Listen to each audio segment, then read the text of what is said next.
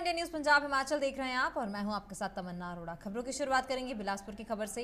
राज्यसभा सांसद डॉक्टर सिकंदर कुमार ने बिलासपुर के एक दिवसीय दौरे के दौरान जल शक्ति विभाग के नैना देवी मंडलीय कार्यालय का कोठीपुरा में उद्घाटन किया है। वहीं उद्घाटन कार्यक्रम के बाद सिकंदर कुमार ने भाजपा अनुसूचित जाति मोर्चा नैना देवी सम्मेलन में भी शिरकत की है, जहां मोर्चा के कार्यकर्ताओं ने उनका जोरदार स्वागत किया है। बता दें कि सिकंदर कुमार ने इस दौरान कहा है कि हिमाचल प्रदेश का इस बार का बजट 40,000 से ज्यादा है, 40,000 करोड़ से ज्यादा है, जिसमें से प्रधानमंत्री नरेंद्र मोदी ने 96,000 करोड़ रुपए दिए हैं और 26% इसका बजट बनता है। इसके साथ ही उन्होंने कहा है कि 5 सालों में प्रदेश के हुए चौमुखी विकास के दम पर एक बार फिर से भाजपा की सरकार बनेगी और वर्ष 2017 में भाजपा की सरकार बनने में सबसे बड़ा योगदान अनुसूचित जाति वर्ग का रहा है। इस बार मोर्चा के सम्मेलनों में 20% से ज्यादा लोगों की भागीदारी पड़ी है, जिससे साफ होता है कि 2022 के विधानसभा चुनावों में भी यह वर्ग भाजपा की दोबारा सरकार बनाने में मुख्य भूमिका अदा करेगा।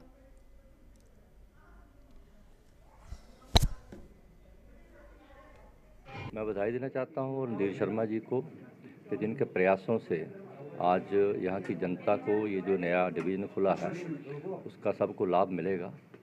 और आप सभी जानते हैं कि भारतीय जनता पार्टी की पिछले 4.5 साल से जो सरकार है और केंद्र में चाहे प्रदेश में है, इस तरह के विकासात्मक कार्य जो है वो गति पे चल रहे हैं। और अभी 4-5 दिन पहले माननीय प्रधानमंत्री जी यहाँ आए थे और एम्स की आप बिलासपुर वालों को और पूरे हिमाचल वासियों को, और उसके बाद हाइड्रो इंजीनियरिंग कॉलेज, चाहे IIT की बात हो, IIIT की बात हो, चाहे पिंजौर नालागढ़ 4 लेन शिलान्यास की बात हो, लगभग मैं देख रहा था कि हिमाचल प्रदेश का इस बार का जो बजट है वो 40,279 करोड़ है। और जो माननीय प्रधानमंत्री जी ने हिमाचल को दिया है वो लगभग 9600 करोड़ बनता है। तो लगभग 26% हिमाचल प्रदेश के बजट का केंद्र ने हिमाचल प्रदेश को तोहफा दिया है। इसकी मैं सभी हिमाचल वासियों को बहुत बहुत बधाई देता हूं। और 1.5 महीने के अंदर अंदर विधानसभा के चुनाव हो रहे हैं और इन विकासात्मक कार्यों को देखते हुए जनता में भारी उत्साह है और जनता ने मन बना लिया है कि भारतीय जनता पार्टी को पुनः जो है प्रदेश में रिपीट करेंगे। अनुसूचित जाति मोर्चा का भी आज सम्मेलन है, कितना अहम भूमिका निभाने वाले हैं चुनावों में जीत के लिए? देखिए, 2017 में इस मोर्चा की अहम भूमिका रही थी, चाहे संगठन हो चाहे सरकार है। सबने माना था कि अगर 2017 में भारतीय जनता पार्टी की सरकार बनी है तो इस मोर्चे का अहम योगदान रहा था और 2022 में इससे ज़्यादा योगदान इस मोर्चे का रहने वाला है, क्योंकि 2017 में जो सम्मेलन हुए थे उससे 20% ज़्यादा जनता जो है इन सम्मेलनों में आ रही है। और मैं दावे के साथ कह सकता हूँ, पूरे प्रदेश का मैंने प्रवास किया है और उसके बेस पर मैं कह सकता हूँ कि इस मोर्चे की अग्रिम भूमिका पुनः भारतीय जनता पार्टी की सरकार बनाने में रहेगी।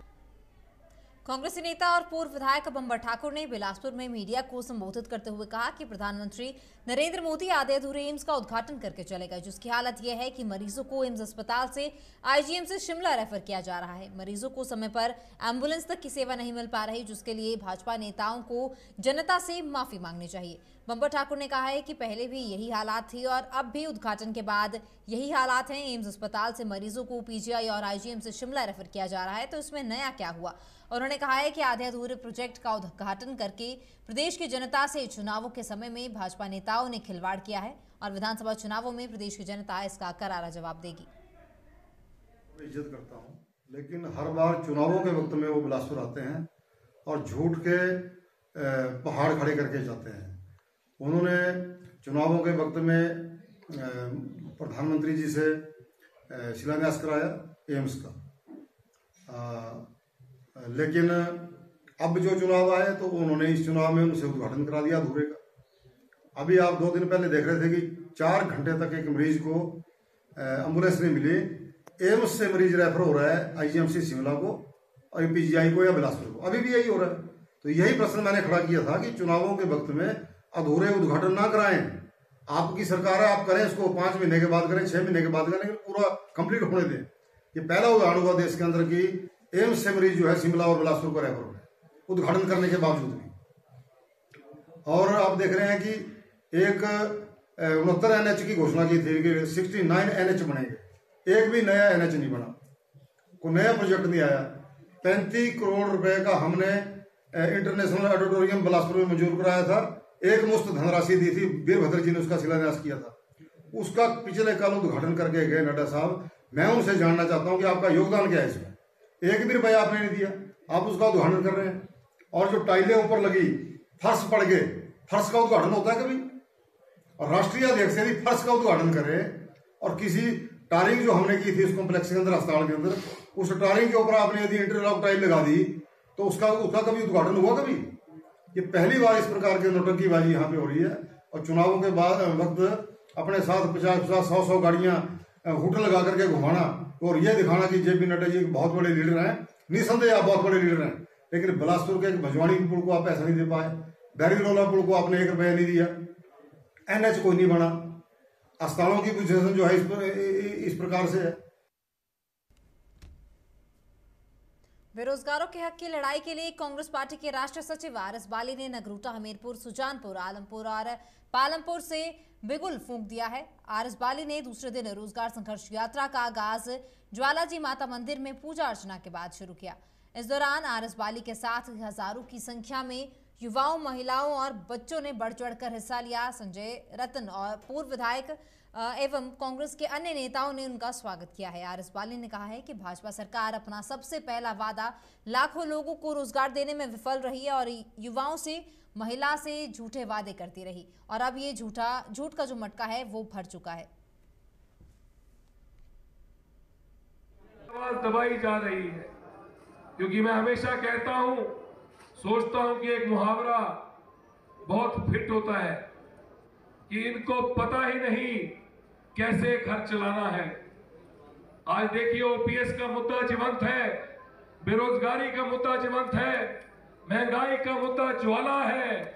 इनको पता ही नहीं कैसे घर चलाना है, उसी को तोड़ रहे हैं जिसको बनाना है, उसी चीज को तोड़ रहे हैं, बेरोजगारों को तोड़ रहे हैं, माओं को तोड़ रहे हैं, बुजुर्गों को तोड़ रहे हैं, भाइयों को तोड़ रहे हैं, बहनों को तोड़ रहे हैं, उसी को तोड़ रहे हैं जिसको इन्होंने बनाना है। एक घरौंदा, एक घर तब बनाया जाता है जब उसके लिए कोई लक्ष्य रखा जाए। इन्होंने कहा कि 15-15 लाख रुपए सभी के खातों में डलवा देंगे, अच्छे दिन आने वाले हैं। इन्होंने कहा कि घर घर में रोजगार देंगे। इन्होंने कहा 2 करोड़ नौकरियां प्रति वर्ष हम पूरे हिंदुस्तान के युवाओं को समर्पित कर देंगे। इन्होंने कहा कि हवाई चप्पल वाला हवाई यात्रा करेगा। इन्होंने कहा कि अच्छे दिन आने वाले। ऐसे क्या अच्छे दिन आए? इन्होंने जो जुमले दिए, जो झूठे वायदे किए, अच्छे दिनों की जो कामना लोग करते थे, वो सपने उन लोगों को दिखाए। इन्होंने जो ऐसी बड़ी बड़ी गप्पे मारी, लोग इनके झांसे में आए। लोगों को कहा कि फ्री में पैसे दे देंगे, बैंक के खाते खुलवा लीजिए, आपके पास 1 महीने में सारा काला धन वापस आने वाला है। आज तक किसी के खाते में वो काला धन नहीं आ पाया, ना ही कभी आएगा। मुख्यमंत्री जयराम ठाकुर द्वारा कुल्लू जिला के मुख्यालय से वर्चुअल कार्यक्रम के माध्यम से जिला कांगड़ा के लिए कुल 10 स्थानों पर 334 करोड़ रुपए के उद्घाटन किए गए। जिला मुख्यालय धर्मशाला में आयोजित कार्यक्रम में विधायक विशाल नहरिया ने लगभग 12 परियोजनाओं के उद्घाटन और शिलान्यास किए। इस दौरान विभिन्न विभागों के अधिकारी और कर्मचारी मौजूद रहे।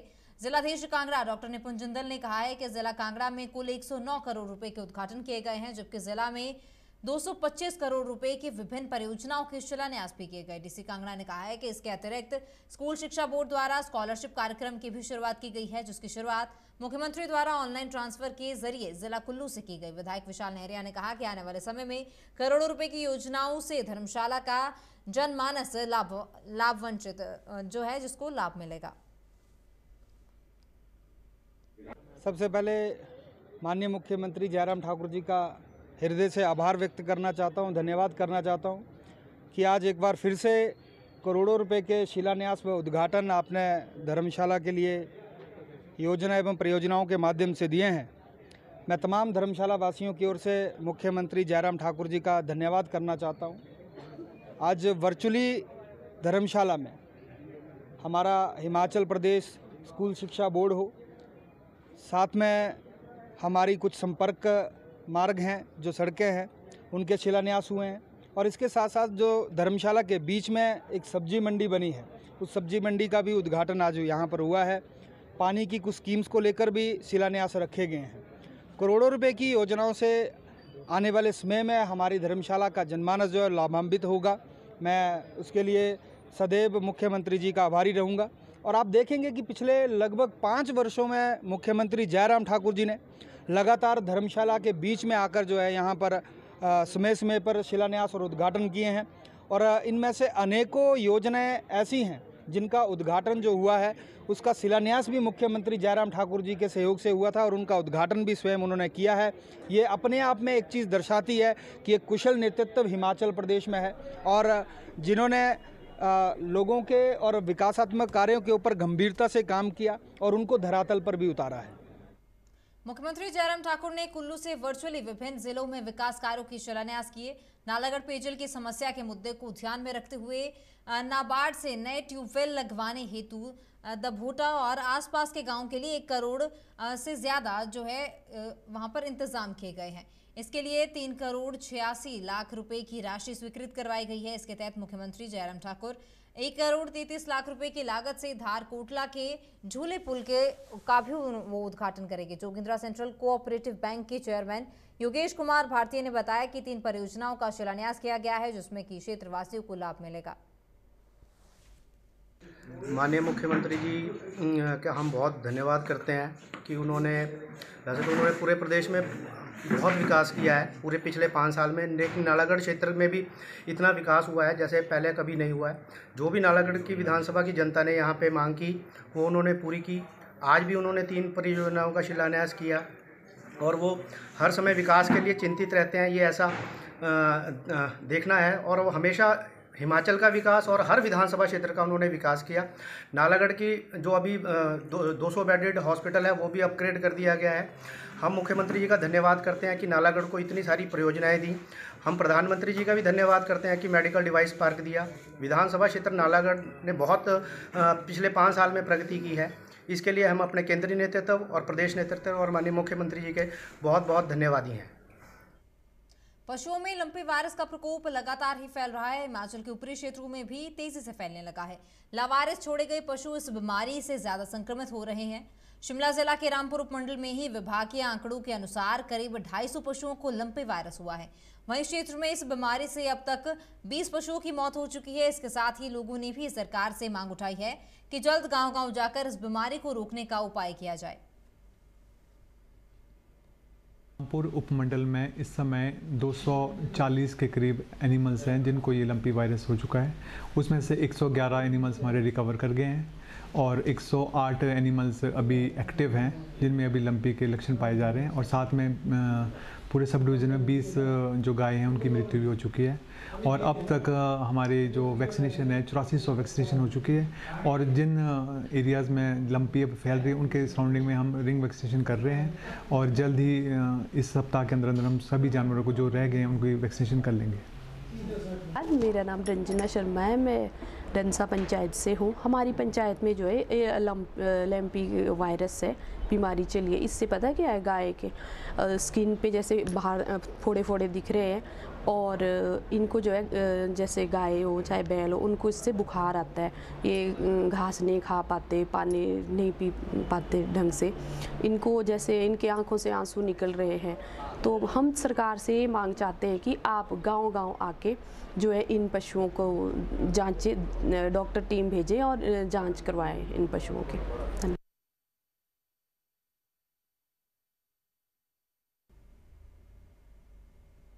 बिलासपुर पुलिस को बड़ी सफलता हासिल हुई है। स्वारघाट पुलिस ने चुट्टे की अब तक की सबसे बड़ी खेप बरामद की है। एसएचओ बलबीर सिंह की अगुवाई में नेशनल हाईवे 205 चंडीगढ़ मनाली पर आरटीओ बैरियर स्वारघाट के समीप लगाए गए नाके के दौरान शाम करीब 8:30 बजे भूंतर से 2 युवकों से 33.8 ग्राम चिट्टा बरामद किया गया। आरोपी युवकों की पहचान राजेश कुमार और रामलाल निवासी भूंतर जिला कुल्लू के रूप में हुई है। दोनों आरोपियों के खिलाफ एनडीपीएस एक्ट के तहत मुकदमा दर्ज कर लिया गया है और आगामी कार्रवाई शुरू कर दी गई है। मैं अपने मुलाजमानों के साथ दवाटा के पास नाकाबंदी कर रखी थी तथा आने जाने वाली गाड़ियों को चेक किया जा रहा था। तो समय करीब 8:30 बजे रात एक गाड़ी HP 01K कुंजा तरन में चंडीगढ़ की तरफ से आई, जिसे रोक कर चेक किया तो ड्राइवर की सीट के नीचे एक काले रंग का पॉलीथीन लिफाफा मिला, जिसके जब खोल के चेक किया तो उसके अंदर हेयर रिन्यूएबल की चिट्टा बरामद हुआ, जो तोलने पर 33.8 ग्राम पाया गया, जिस पर आरोपी राजेश कुमार उर्फ राजू व रामलाल उर्फ मिंटू के खिलाफ मुकदमा दर्ज करके तफ्तीश अमल में लाई जा रही है। नेशनल हाईवे 205 चंडीगढ़ मनाली पर गंभर पुल के काली माता मंदिर के समीप दर्दनाक हादसा हो गया। हादसे में हरियाणा नंबर की एक बोलेरो कार सड़क के करीब 500 फीट गहरी खाई में लुढ़क गई, जिसमें की कार में सवार 3 लोगों की मौके पर ही मौत हो गई। हालांकि मृतकों की अभी पहचान नहीं हो पाई है, जिसके बाद एसएचओ स्वारघाट बलबीर सिंह की अगुवाई में मौके पर छानबीन शुरू की गई। हालांकि थाना रामशहर का क्षेत्र होने के चलते वहां पुलिस को सूचित किया गया है। दोनों थानों की पुलिस मौके पर पहुंची है और आगामी कार्रवाई शुरू कर दी गई है। आज 11 बजे के करीब थाना स्वारघाट में सूचना प्राप्त हुई थी कि एक गाड़ी नीचे ढांक से गिरी है। इस पर मैं मुलाजमानों के साथ यहाँ मौके पर पहुंचा तो जो डिक्शन है थाना रामशहर की पड़ती, जिस पर एसएचओ रामशहर को भी सूचित किए गए, जो भी बालम राम जी मौके पर पहुंच गए। तो गाड़ी का नंबर HR 33F2255 है, लेकिन अभी तक जो 3 व्यक्ति इसमें सवार पाए जा रहे, जिन तीनों की मृत्यु हो चुकी है, फिर भी इनकी आइडेंटिफिकेशन की कोशिश की जा रही है। तो सोशल मीडिया के थ्रू यही मैसेज है कि अगर कोई इनको पहचानता है तो प्लीज़ रामशहर थाना या थाना स्वारघाट में कॉन्टैक्ट करने की कृपा करें। कांग्रेस के राष्ट्रीय सचिव RS बाली ने कांग्रेस की रोजगार संघर्ष यात्रा का आगाज कर दिया है, जिसमें कि 6000 युवाओं और महिलाओं ने भाग लिया है। नगरोटा संघर्ष यात्रा 40 पंचायतों से गुजरी, जिसमें कि GS बाली अमर रहे के नारे गूंजे। पंचायतों के प्रधानों से लेकर महिलाओं और बच्चों ने RS बाली का धूमधाम से स्वागत किया। टांडा मेडिकल कॉलेज के निकट RS बाली के उनको आशीर्वाद देने के लिए सैकड़ों ग्रामीण पहुंचे। स्वागत करने वालों में ज्यादातर महिलाएं थीं। उसके बाद RS बाली का काफिला सदरपुर, 53 मील, धलू, नगरोटा, बगवा से होते हुए चंगर की तरफ निकल गया। अपने संबोधन में बाली ने कहा कि साल 2012 में रोजगार संघर्ष यात्रा के बाद कांग्रेस ने हिमाचल में युवाओं को हजारों नौकरियां दी थी। नगरोटा, बगवा में भी हजारों युवाओं को नौकरियां मिली थी। इसके साथ ही उन्होंने प्रदेश के तमाम मुद्दों को लेकर विपक्ष को भी अपने निशाने पर लिया है। ये रोजगार संघर्ष यात्रा का ये दूसरा चरण है और अभी हम बस यहाँ पे इकट्ठे हुए हैं। तकरीबन 150 से ऊपर बसें होंगी, 300-400 गाड़ियाँ होंगी, 700-800 मोटरसाइकिल होगा। आज का दिन जो है पूरा नगरोटा भगवा कंस्टिट्यूंसी होते हुए हम ज्वाला जी पहुँचेंगे। फिर ज्वाला जी माता के माथा टेकेंगे, वहीं पे रहेंगे। फिर नदौन, उसके बाद फिर मीरपुर, फिर सुजानपुर, फिर आलमपुर, आलमसुला और फिर पालमपुर और फिर वापस आएंगे। दूसरा चरण है, शुरुआत है। आप साथ चले हैं, आगे आगे जुड़ते जाएंगे सारे लोग, आप देखते जाइए, साथ चलते। देखिए, रोजगार संघर्ष यात्रा 2012 में जब हुई थी, उसके बाद कांग्रेस सरकार ने लाखों नौकरियां दी थी और हजारों नौकरियां नगरोटा बगवा विधानसभा क्षेत्र को मिली थी। लोग जानते हैं कि रोजगार संघर्ष यात्रा ने 2012 में क्या किया था और लोग जानते हैं 2022 में जो संकल्प लेके रोजगार संघर्ष यात्रा निकली है वो किस तरफ को जाएगी। लोगों की सोच को लेके, उनकी पीड़ा को लेके, उनकी जो अंदर जो इस टाइम आग लगी हुई है अनएम्प्लॉयमेंट की, बेरोजगारी की, उसको लेके बेरोजगार बाहर निकल गया है, माँ बाप बाहर निकल गए हैं, भाई बहन बाहर निकल गए हैं। और ये रोजगार संघर्ष यात्रा जो पूरे हिमाचल में चल रही है, इस संघर्ष यात्रा को विकास पुरुष श्री GS बाली जी ने 2012 में शुरू किया था और मेरे नेता श्री राहुल गांधी जी, श्रीमती प्रियंका गांधी जी की सोच कि इस यात्रा को हिमाचल से, नगरोटा बगवा से शुरू किया गया, उनके आशीर्वाद से शुरू किया गया और हिंदुस्तान में हमारे नेता राहुल गांधी जी भारत जोड़ो यात्रा जो एक बेरोजगार के लिए, महंगाई के लिए पूरे देश में चलना शुरू कर दिया। कांग्रेस बाहर निकल चुकी है और कहीं ना कहीं कांग्रेस का कार्यकर्ता और एक आम जन यात्रा के साथ जुड़ चुका है, क्योंकि अब मान लिया गया है कि जो सरकार है उसने जुमले दिए, झूठे वायदे किए और अब जो सरकार जो पहले रही UPA की, जिसने आज तक लोगों के बारे में सोचा, आम आदमी के बारे में सोचा, उस एजेंडा को लेके लोग बाहर निकले। भारतीय जनता पार्टी के राष्ट्रीय अध्यक्ष JP नड्डा ने मुख्यमंत्री जयराम ठाकुर के गृह जिला मंडी में चुनावी हुंकार भरी। इस मौके पर मंडी संसदीय क्षेत्र के जनप्रतिनिधि सम्मेलन का आयोजन किया गया।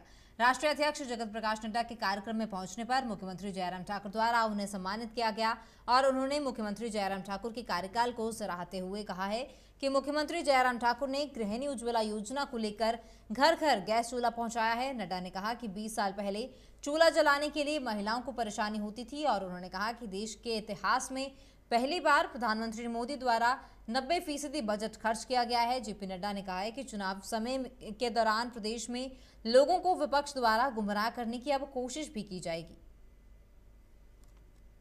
मुलायम सिंह जी हम सब के बीच में नहीं रहे, ये हम सब के लिए बहुत ही दुखद समाचार है और एक तरीके से राजनीतिक जगत में एक बहुत ही बड़ी क्षति है।